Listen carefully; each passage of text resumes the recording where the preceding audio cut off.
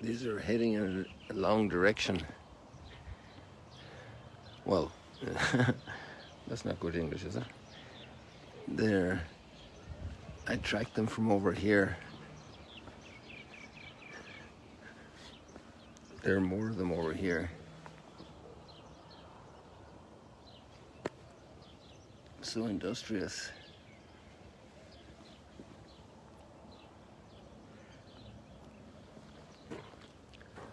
And they're hitting all this pathway. I don't know what their final destination is.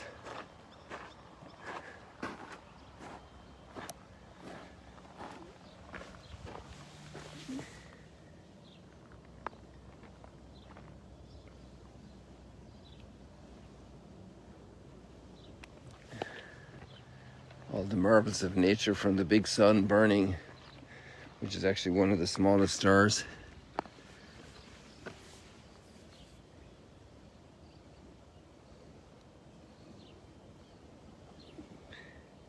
So they're headed down here.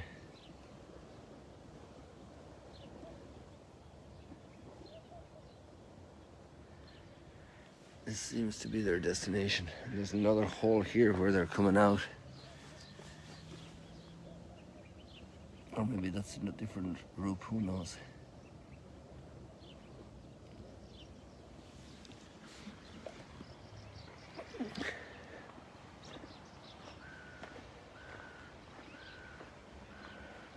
It's also amazing how much science has advanced in learning about all the different creatures.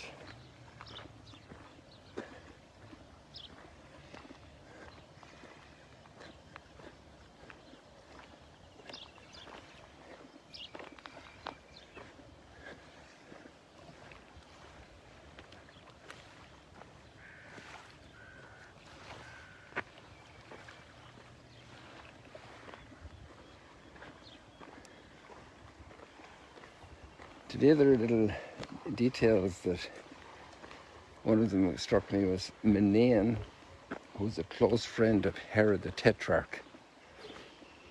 He's mentioned in the Acts of the Apostles, and he's a friend of the disciples, and he's praying with them. Isn't that amazing? Because our tendency would be to say we'd write off all the Herods, we'd say they're all no good. By association with Herod the Great, their father, and then Herod Antipas beheading John the Baptist.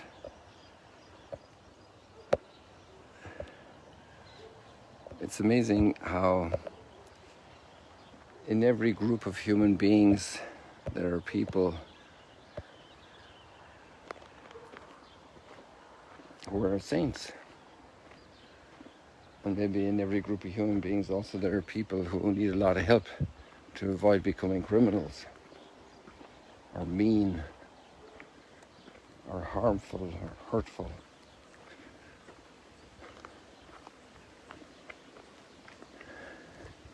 Just interesting to ponder that, Menaean, a close friend of Herod the Tetrarch. And there he is, praying with the disciples in Antioch.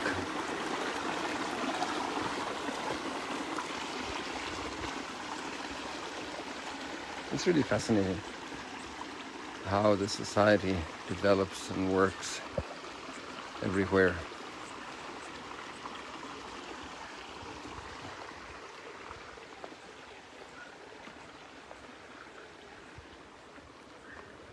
It's very wise not to lump people together. Oh wow, look at this population here. We didn't want to disturb them, but they obviously aren't as comfortable as those cormorants.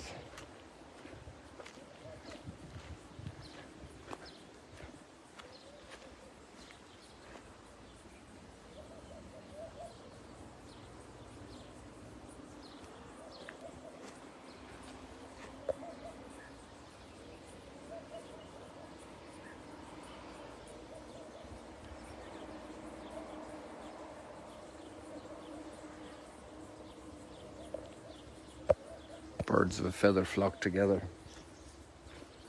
And so Minan gathers with the disciples and he's praying with them.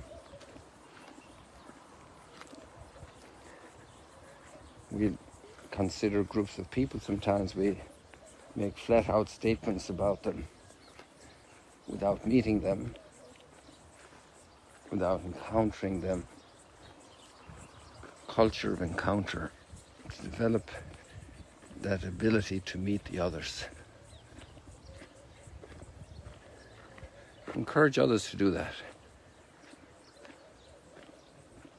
When somebody makes a statement that labels a whole group in a negative way, one can ask, really? Really? Really? We have to watch ourselves, how we speak about others. How we think about others maybe precedes our speaking. Because of what the heart is full, the mouth overflows. It's not what goes into us that makes us impure, it's what is hatching there in our heart, in our thoughts, in our attitudes. Sometimes hurt, sometimes we have complexes, hang-ups, offended, carrying offense and rancor. That fosters a lot of negativity in our heart about people.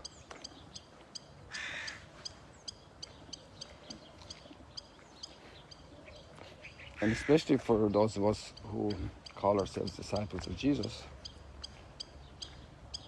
with the very high role he has given us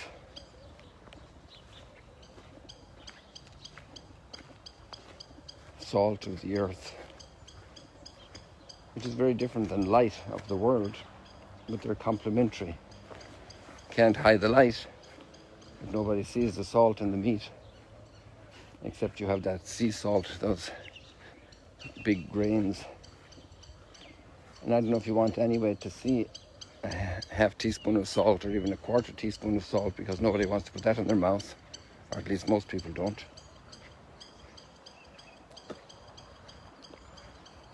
So it speaks about the discreet, humble way of being present in society, but adding something precious.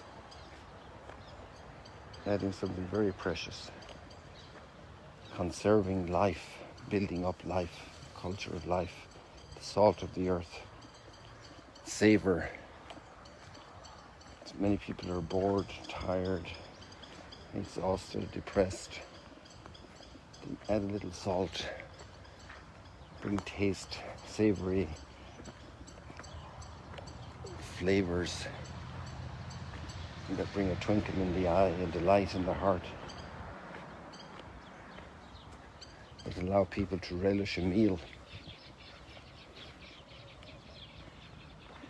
And it's interesting how such a simple thing like salt can become such a powerful image, powerful metaphor. You are the salt of the earth. When we were children, back in the 60s, we didn't have electricity. And we killed a pig twice a year. The pig ate all the waste food, or food that wasn't good to eat anymore. Or when you were preparing the cabbage heads, the outside leaves were not going to be cooked, and all of that would go for the pigs. And then the pig fattened up over the course of 4 or 5 months, 6 months.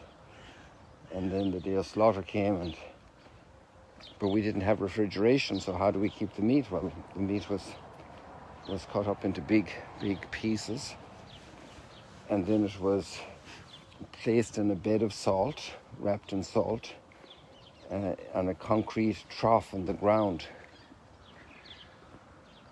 so that it had the coolness of the ground, the maximum coolness.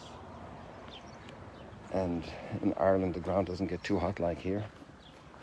and it was on the shady side of the house, which could really be any side of the house almost, but it was on the north end of the house. And then that salt preserved it. Sometimes I'd go out, Mommy would say, go out and get a chunk of, we called it bacon. And then that would be cooked with the cabbage. And there'd be potatoes, and that was a very strong staple meal for the family and for the workers who helped in the farm occasionally.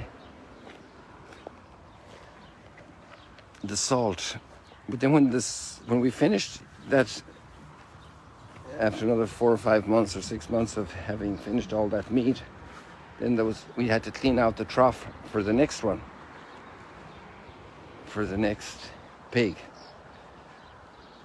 But that salt was no longer usable, and we put it out in the yard because the grass was coming up in the yard, and the salt would get rid of the grass, and we walked on it. And today's gospel says when the salt becomes useless, if it loses its flavor, it's thrown out and people walk on it.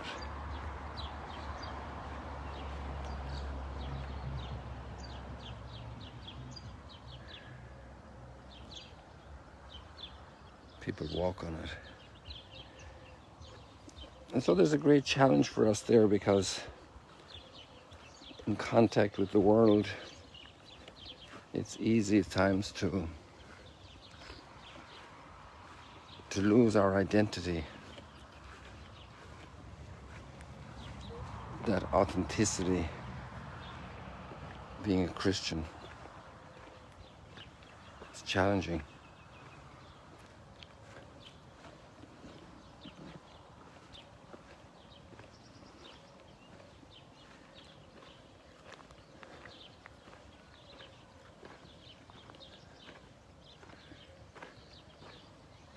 Quite the challenge. There we need the prayer. We need to hang out with Jesus. That's how these fishermen became salty. They received that flavor, the thinking of Jesus, the commitment of Jesus, the relationship with the Father.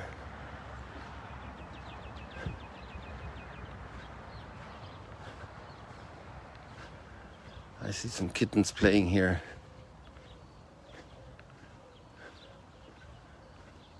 Or maybe they're already bigger and like cats. Yeah, I think that's like a kitten here under this seat. Ah, there you go. There are 2 kittens in there.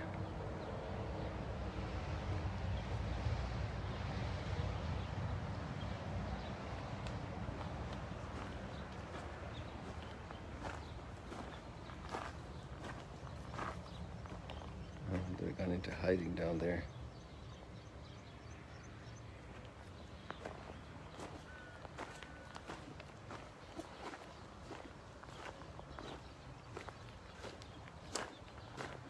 And the light of the world,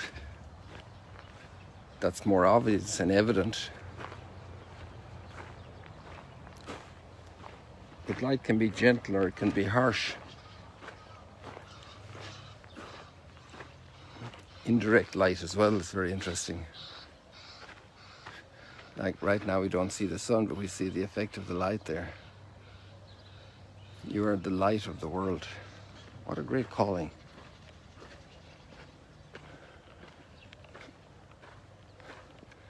The light brings out all the color, which allows us not to trip and move safely. It allows us to work, to read life. You are the light of the world. And there we have a wonderful guide today, which is the reason for the little switch in the reading today for Barnabas. His tomb is actually in Cyprus. I had the privilege of being there twice, and he's honored there. And he went with Paul and Barnabas. And Paul is the one who actually Barnabas is the one who brought Paul into the community after he had gone away on retreat for a few years after his conversion. when we have a big conversion, we need a little bit of time alone to process, to pray. And actually, when we have our calling to the priesthood in religious life and congregations, there's a time of novitiate, which in a way is also modeled or inspired by that period in Paul's life at the beginning where he was away, I think, for 3 years in the desert in Arabia, and Barnabas went to find him. I think he went to Tarsus to find him again. One thing I learned interesting about Paul is that there's a village up here in Galilee. We're not looking in the right spot now because it's way over to the closer to the Mediterranean.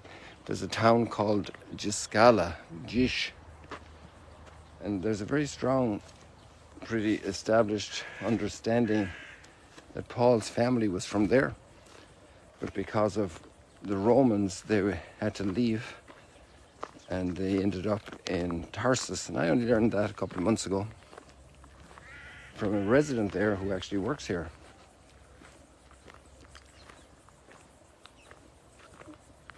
But Paul, you know, if Barnabas hadn't gone to encourage him to come, maybe he would just have never fully developed the way he did. And then he's there in the community with them, learning the life of the Christian community in Antioch. And they were making an impact in the society. They were light, they were salt. Because, in fact, that's where we get our name. Christians was the first place that had the name Christian.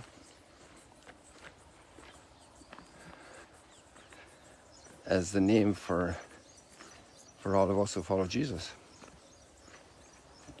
And before it was called the way, the path, a different path of life, a way to live, a way of service, of self-denial, the way of love for Jesus, the way of love for the Father through him, the willingness even to suffer for justice. We had the Beatitudes yesterday. And today, the salt of the earth and the light of the world. So they were recognizable. They were a light in Antioch. And they called them Christians, anointed ones. They were following the anointed one.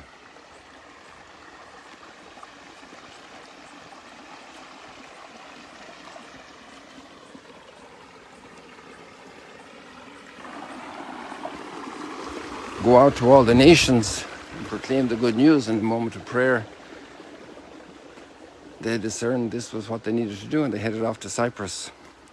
Paul and Barnabas in the beginning of Paul's journeys.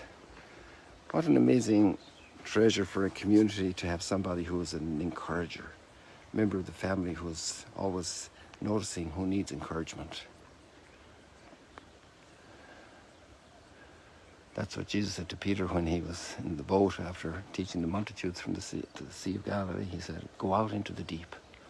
Encouragement. Actually, we could see up there probably, I think, in that direction over Ducan Altum. There's where you have Giscala, up there towards the Lebanese border. People, God bless you. See you later, alligators. Oops, that's me. I was distracted there for a moment with the purple heron that was flying away. God bless you. See you later at the latest in heaven.